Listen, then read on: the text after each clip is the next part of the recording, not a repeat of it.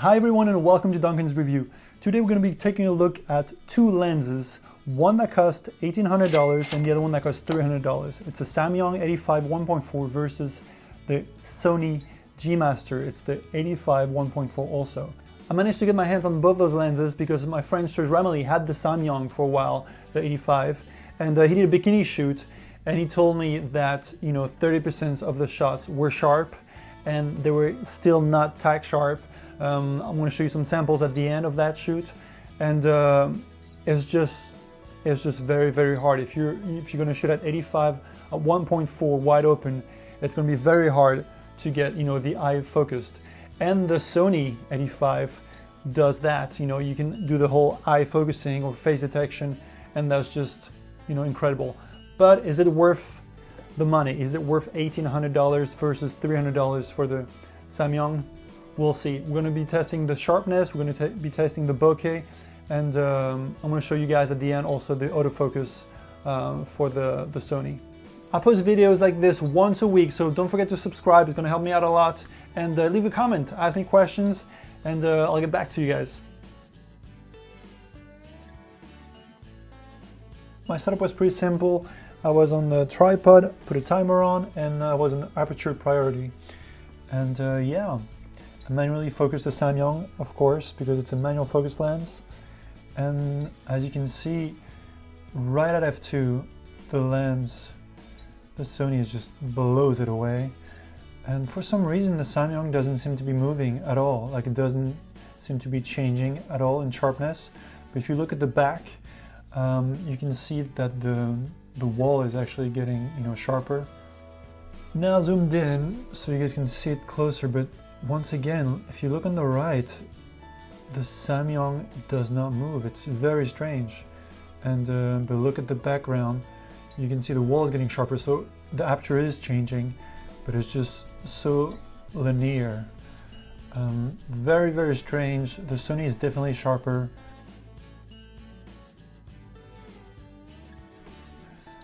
All right, side by side, I went all the way to f4. And don't forget to turn on the 4K on YouTube.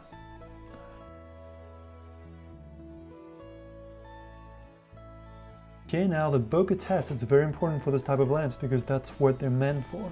They're meant for portrait, they're meant to create an amazing background, to create that 3D effect. And the Samyang is doing really well. I like the bokeh.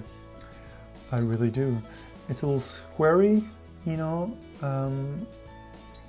but it's still nice. And now the Sony, look at that, look how huge bokeh is. I think the Sony can focus closer. That's why the bokeh is a lot bigger at the minimum focusing range. And look at that, it's just sexy. I like the Sony a lot. And now side by side, look at that. Amazing looking lens, amazing bokeh. I'll let you guys be the judge and let me know what you think. If you like, the Sony better, or if you like the Samyang better, leave me a comment and I'll respond to you guys. But yeah, it's just looking good. And now the Samyang focused. That's probably at about a meter and a half. That's where the flowers were. And yeah, going back, f8, f11, f16 now, and f22. Now the Sony is just so much more contrasty. Just has it's just a lot richer, sharper, and yeah, here's at f4, f5, f8, and it's so smooth you can barely see that it's changing aperture. And now side by side, it's pretty obvious that the Sony is a lot sharper and more contrasty, so much more contrasty. It almost feels like the Samyang has a flat filter on, and yeah, it's just simply amazing. And you can see there's some fringing at 1.4 on the Samyang. Now, autofocus test. Of course, we're only going to be testing the Sony because the Samyang is manual focusing. And in video mode, you cannot have the eye detection, but the face detection still works. So here it is. I've noticed that the Sony has a harder time with the subject moving away from it than towards it, as you'll see. here just has a hard time tracking something going back. Does a pretty good job here. I'm at 1.4, and see here, I'm almost sharp, now I'm sharp. It's just very hard for it for some reason. And that's just too fast for it. Cannot track that fast. See, I'm moving backward very slowly and it still has a hard time tracking, whereas when I'm going forward, it keeps up with the eyes. So I left the beginning of the video because you can see that the Sony cannot, for some reason, doesn't see my face. It doesn't track me at all. And here it is. I'm trying to do like a very slow test, moving back and forth, and you can see that I'm almost sharp, not there yet. It's just, yeah, it has a hard time with things moving. But once you stop, it just nails it.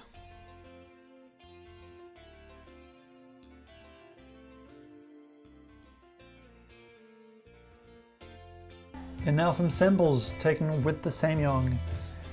I was at a concert, amazing concert, and I was just trying out this new lens. It's the equivalent of 133 on a crop sensor. I shot at f2, I'm pretty sure, and yeah, it's just very sharp. And now I turned it crop. I was shot in 4K, so I'm allowed to do that.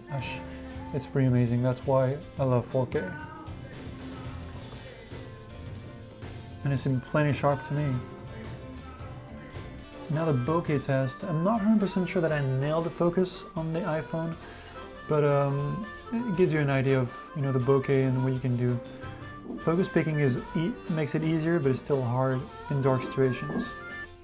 Okay, here's some photo samples of Serge shot, bikini shot that he did a while back, and I'm not going to comment much on it.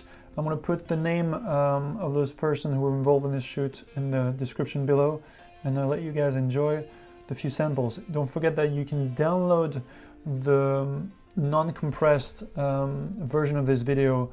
I'm going to put a link below so you can actually see the video without, you know, YouTube compressing it so much. So just check the description below.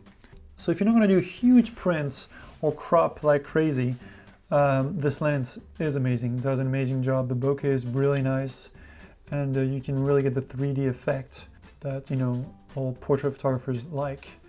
Here's the slow motion test that I did with my friend, and the 85 was on a gimbal on the 6500, and it was just really hard to keep focus because once you set the focus, it's set. You cannot change it.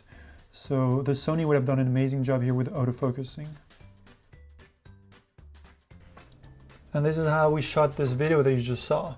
I just had my 6500 on my Pilotfly H2 and using the wireless, the Wi-Fi app from Sony to get the feedback for the monitor. And yeah, it's just very hard. As you can see, there's no way to focus, to manually focus on this setup.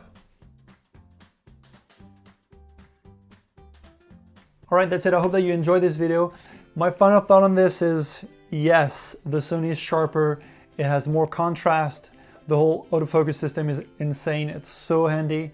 And yeah, is it worth $1,800? Once again, I don't think so. I would never buy this lens. I would probably get the new Sony one, the 85 1.8. As you can see in the slow-mo shot that I did, the Sony would have done an amazing job, would have kept on the autofocus because I wasn't moving that much. But yeah, once you're on a gimbal or a system like that, you cannot do the autofocus. You cannot manually focus on that. So you need an autofocus lens, or you can have the subject, you know, moving back and forth. So for that job, yes, you have to have that. But once again, you can get 4 lenses for the price of one. You can get 4 Samyang lenses, and you know, all the way from 24, 35, 50, and 85 mil. And yeah, I mean, I'll let you guys decide, but if you're doing a lot of videos off gimbals and not on gimbals, then yes, you should get the Samyang. Manual focusing are amazing. One quick note on the Samyang lenses, you should not get the Sony mount. See, I have the Sony mount here, and it's handy because I don't have to, you know, to put an adapter, but if I want to put ND filters on, then I have to, you know, unscrew it every time. Whereas if I get the Canon mount, I can always get, you know, those ND filters built in. So every lens that you're going to put in are going to have the ND filters in, no matter, you know, no matter the size of the thread, the filter thread here. So for videos use, it's very, very important. So do not get the Sony, get the Canon mount. All right, that's it for this video. Hit the thumbs up, subscribe to my channel, and leave me a comment, and I'll try to answer all the comments as fast as possible. See you next week.